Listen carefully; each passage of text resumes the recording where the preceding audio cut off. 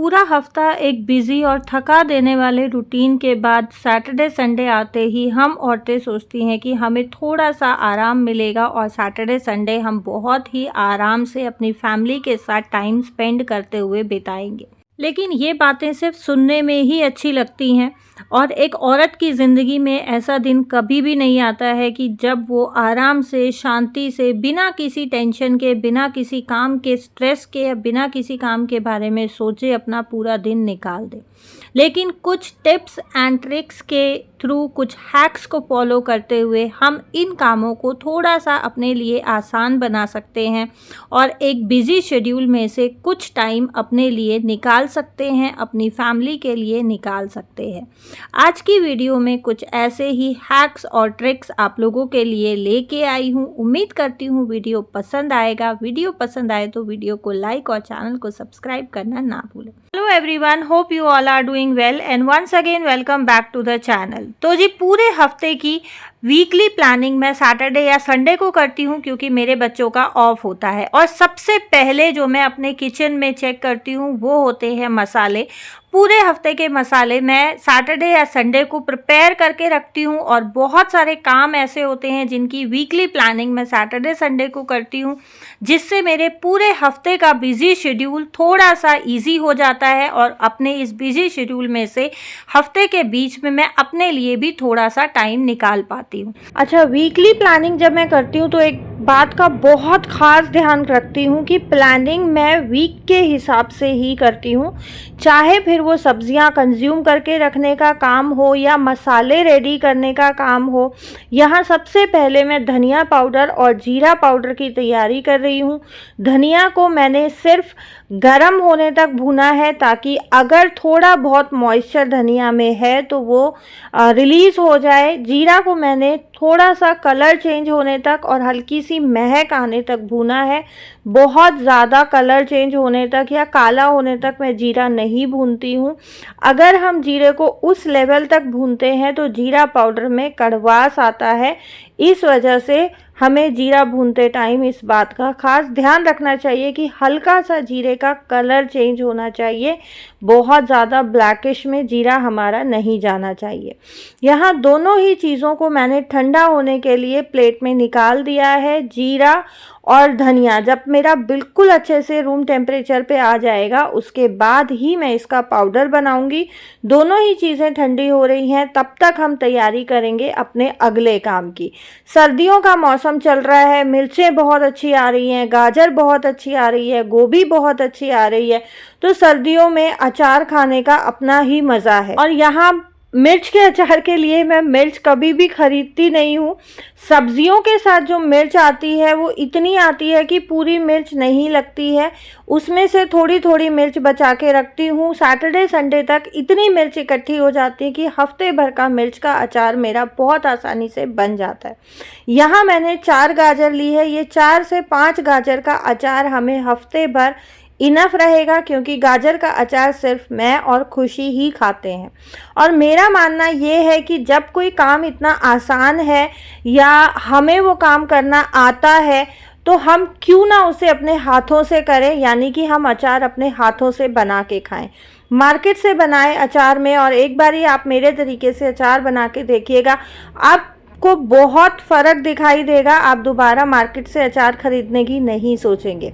यहाँ मैंने चारों ही गाजर को अच्छे से छील के, धुल के और इसके मैंने पतले पतले लंबे लंबे स्लाइसिस किए हैं। आप अपनी इच्छा से स्लाइसिस कर सकते हैं। अब बारी आती है अदरक को साफ़ करने की। अदरक भी मैं हफ्ते भर की मंगा के रखती हूँ, सब्जियों में जाती है, चाय में डलती है, तो इस तरीके से मैं इसको एज इट इज़ फ्रिज में नहीं रखती हूँ। मैं इसको छोटे छोटे पीसेस में काट लेती हूँ, जितने भी पीसेस इसके बनते हैं। गांठ मैं इसकी कहीं भी नहीं छोड़ती हूँ। अदरक मैं हमेशा गांठ से ही काटती हूँ। हालांकि ये अदरक बहुत साफ दिख रही है लेकिन फिर भी इसमें इस तरीके का छिलका उतरता है जहाँ पे अदरक की गांठ होती है या जॉइंट होता है इस तरीके से, वहाँ मिट्टी फंसी होती है, तो अदरक को धुलना बहुत ज़रूरी है। अच्छा, मेरी आदत है कि मैं हर सब्ज़ी को कोशिश करती हूँ धुल के, सुखा के, उसके बाद मैं फ्रिज में स्टोर करूँ, क्योंकि सम टाइम ऐसा होता है कि बच्चों को भी सब्ज़ी बनानी पड़ जाती है, चाय बनाते हैं बच्चों को चाय बनानी पड़ जाती है।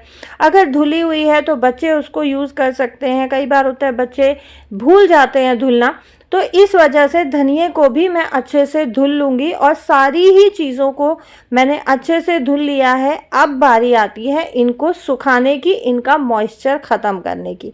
यहाँ मेरी ये जो बेडशीट है इसको मैं बहुत कम बिछाने में यूज़ करती हूँ, तो मैं कोशिश करती हूँ कि इस बेडशीट को मैं इस तरीके के अपने किचन के कामों के लिए यूज़ करूँ, क्योंकि ये प्योर कॉटन की बेडशीट है तो बहुत अच्छे से पानी एब्जॉर्ब कर लेती है। अच्छा, गीला धनिया जब हम काटते हैं तो वो बहुत बारीकी से चॉप नहीं होता है। हम अगर पहले चॉप करके बाद में धुलते हैं तो भी वो हाथों में चिपकता है। यहाँ मैंने तीनों चीज़ों को पंखे में सूखने के लिए छोड़ दिया है और कम से कम लगभग 1 घंटा मैं इनको पंखे की हवा में अच्छे से सूखने दूंगी, उसके बाद ही मैं इन्हें स्टोर करूँगी। यहाँ धनिया और जीरा हमारा रूम टेम्परेचर पे आ गया है। अब बारी आती है इनका पाउडर बनाने की। यहाँ मैंने धनिये में आधा छोटी चम्मच हल्दी पाउडर डाली है। धनिये में हल्दी पाउडर डाल के पीसने के 2 फ़ायदे होते हैं। यहाँ आप कलर देख सकते हैं, हल्दी डालने से एक तो धनिये पाउडर का कलर बहुत अच्छा आता है, धनिया और धनिया पाउडर में आप डिफरेंस देख सकते हैं। सेकेंड थिंग इज़ कि हल्दी डालने से हमारे धनिये में महक नहीं होती है, इसकी जो ओरिजिनल खुशबू होती है वो बरकरार रहती है। यहाँ दोनों ही चीज़ों का मैंने फ़ाइन पाउडर बना दिया है। अब बारी आती है इनके स्टोरेज की। मैं हमेशा ही इस तरीके से ड्राइड जो पीसे हुए पाउडर होते हैं उनको कांच के कंटेनर्स में स्टोर करके रखने की कोशिश करती हूँ।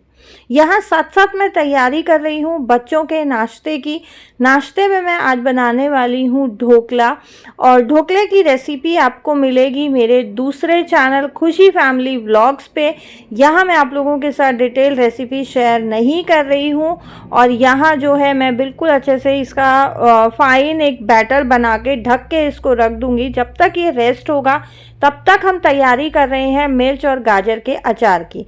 यहाँ मैंने 4 से 5 चम्मच सौंफ लिया है, 2 से ढाई चम्मच मैंने पीली राई ली है, नमक, हल्दी और हींग, यही सब चीज़ें हमारे अचार में जाने वाली हैं। मिर्च और गाजर के अचार में ये सारे मसाले कॉमन हैं। गाजर के अचार में एक मसाला और बढ़ जाता है, वो मैं वीडियो में आगे शेयर करूँगी। अगर आप लोगों को वीडियो पसंद आ रही है तो वीडियो को प्लीज़ लाइक करें, चैनल को सब्सक्राइब करें। यहाँ मैंने सौंफ को भून लिया है और सौंफ को हमें सिर्फ गर्म होने तक ही सेकना है, ताकि अगर थोड़ा बहुत मौसम की वजह से मॉइस्चर है तो वो ख़त्म हो जाए। सारी ही मिर्चों को भी मैंने अच्छे से धुल के पोंछ लिया था और इस तरीके से बीच से पेट चीरा करके रेडी कर लिया है। सौंफ ठंडी होने के बाद मैंने पाउडर बना ली है। अभी इसमें हम डालेंगे 4 से 4.5 चम्मच सौंफ, 1 से 1.5 चम्मच राई, टेस्ट के अनुसार नमक, थोड़ी सी हींग, थोड़ा सा हल्दी पाउडर और आधा नींबू। हालांकि मिर्च के अचार की खटाई राई से हो जाती है, लेकिन नींबू डालने के बाद जो एक टैंगी टेस्ट आता है ना, वो बहुत लाजवाब लगता है मिर्च के अचार में। हल्दी से मिर्च के अचार में बहुत अच्छा कलर आता है। अच्छा, अगर आप लोग बहुत ज़्यादा तीखा खाना पसंद करते हैं तो आप इसमें लाल मिर्च पाउडर डाल सकते हैं, बट मैंने ये बारीक वाली मिर्च ली है जो सब्ज़ी में डलती है, ऑलरेडी तीखी है, इसलिए मैंने इसमें मिर्च नहीं डाली है। यहाँ सारे मसालों को मिर्च के साथ मिक्स करके मैंने इसमें ऐड किया है तेल, और ये सरसों का तेल है जो मैंने उबाल के ठंडा करके रखा हुआ था। एंड मिर्च का अचार हमारा डन है, इसको कांच के कंटेनर में स्टोर करेंगे। और आपने देखा कितनी क्विक रेसिपी है मिर्च के अचार की। हम यूं ही घर में आलस कर जाते हैं अचार बनाने के लिए। ये 1 हफ्ते का अचार है, इजीली चलेगा। नेक्स्ट सैटरडे संडे में फिर से 1 हफ्ते का अचार बना लूँगी। अब बारी आती है गाजर के अचार की। गाजर भी हमारी बिल्कुल बढ़िया तरीके से सूख गई है, मॉइस्चर बिल्कुल ख़त्म हो गया है और अचार बनाने के लिए बिल्कुल रेडी है। अच्छा, ये गाजर हमें धूप में नहीं सुखानी है, कोशिश करें कि पंखे की हवा में ही आप गाजर सुखाएं। यहाँ मैंने बेसिक मसाले ऐड कर दिए हैं, सौंफ, राई, नमक, हल्दी, हींग। अब इसमें जो लास्ट एक डिफरेंट मसाला डला है वो है मिर्च। मैंने यहाँ पे देगी मिर्च का यूज़ किया है ताकि मिर्च के अचार में थोड़ा सा तीखापन आ जाए। सरसों का तेल ऐड करेंगे, सारी चीज़ों को अच्छे से मिक्स करेंगे, अगेन आधा नींबू निचोड़ेंगे एंड हमारा गाजर का भी डिलीशियस अचार बिल्कुल रेडी है।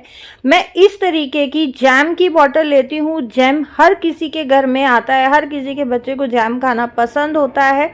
मैं मार्केट से कभी भी किचन स्टोरेज के लिए कांच के कंटेनर्स खरीदना प्रेफर नहीं करती हूँ, क्योंकि हमारे किचन में बहुत सारी चीज़ें ऐसी आती हैं, सेजवान है, जैम है, नटेला है, बहुत सारी ऐसी चीज़ें होती हैं जिनके साथ कांच के कंटेनर या कांच की बॉटल्स आती हैं। हम उनको रीयूज़ कर सकते हैं। मेरा प्रेफरेंस यही रहता है हम इस तरीके की कांच की बॉटल्स को किचन में रीयूज़ करें बजाय उनको फेंकने के। ऊपर से जितना मुझे थोड़ा बहुत तेल चाहिए था वो मैंने दोनों ही अचार में डाल दिया है और अचार हमारा बिल्कुल रेडी है। इसको एक दिन के लिए हम धूप दिखाएंगे एंड नेक्स्ट डे आप अचार को खा सकते हैं। अच्छा, अगर आपको लंबे समय के लिए अचार डालना है तो भी सेम प्रोसेस रहता है, लेकिन मेरे घर में जब तक अचार में क्रंच आता है तब तक ही खाना पसंद करते हैं। बहुत ज़्यादा पकने के बाद गाजर का भी क्रंच ख़त्म हो जाता है, मिर्च का तो ऑब्वियसली ख़त्म हो जाता है, इसलिए मैं बहुत ज़्यादा अचार नहीं डालती हूँ। अचार का काम ख़त्म होने के बाद बारी आती है धनिया को स्टोर करने की। अब आप देखें, धुल के इसको पंखे में सुखाने के बाद ना तो हमारे धनिए का कलर ख़राब हुआ है और धनिया वापस से वैसा ही हो गया है जैसा सूखा सूखा हम सब्जी वाले से लेके आए थे। अब यहाँ एक चीज़ का फ़ायदा हो जाता है, अगर आपके घर में कुक खाना बना रही है, आप हर टाइम उसके सिर पे खड़े नहीं हो सकते हो। सम टाइम होता है कि वो जल्दी जल्दी में बिना धुला डाल दे। अगर आपने धुल के डाला हुआ है तो हमारी ये टेंशन ख़त्म हो जाती है। अदरक भी हमारी बिल्कुल अच्छे से सूख गई है, इसको भी मैं डब्बे में डाल के स्टोर कर दूंगी। इस तरीके से वेजिटेबल कंटेनर्स यूज़ करने से एक फ़ायदा और हो जाता है और हमारे लिए एक चीज़ बहुत ईजी हो जाती है कि हमारा फ्रिज बार बार गंदा नहीं होता। यहाँ आप देखें, मैंने बाकी के सारे काम निपटाते निपटाते ढोकला भी रेडी कर लिया है और अब मैं दे रही हूँ बच्चों को नाश्ता, क्योंकि हम औरतों की ड्यूटी इतनी स्ट्रिक्ट होती है कि हर काम करते करते हमें खाना भी बनाना होता है। और स्पंज देखें आप, बहुत सॉफ्ट बना है। तो जिसको भी ढोकला नहीं बनाना आता है या जिसकी रेसिपी अच्छी नहीं बनती है, खुशी फैमिली व्लॉग्स पे जाके रेसिपी ज़रूर चेकआउट करें। 1-2 दिन में मैं रेसिपी अपलोड कर दूँगी। यहाँ मैं तैयारी कर रही हूँ मटर मशरूम की, उसका मसाला मैं बॉईल होने रख दूंगी। इसकी भी रेसिपी आपको व्लॉग के साथ मिलेगी, मैं आप लोगों को अपडेट कर दूंगी किस व्लॉग में इस मटर मशरूम की रेसिपी आने वाली है। यह मटर मशरूम का मसाला चढ़ाने के बाद अब बारी आती है बाकी के मसाले रिफ़िल करने की। यहाँ मैं रिफ़िल कर रही हूँ नमक। नमक भी मुझे इस कंटेनर का 1 हफ्ते इनफ होता है। इस कंटेनर में डाल के मैं मसाला दानी की कटोरी भर देती हूँ। मुझे हफ्ते के बीच में नमक के पैकेट में हाथ नहीं डालना पड़ता है या बाकी के मसालों को हफ्ते के बीच में मुझे छेड़ना नहीं पड़ता है।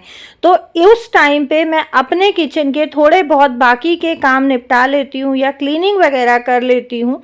तो जी, ये थे मेरे आज के कुछ वीकली प्लानिंग के हैक्स, टिप्स एंड ट्रिक्स। उम्मीद करती हूँ पसंद आए होंगे और अगर पसंद आए हैं तो रिक्वेस्ट करूँगी वीडियो को लाइक, चैनल को सब्सक्राइब ज़रूर करें। Thank you so much for watching.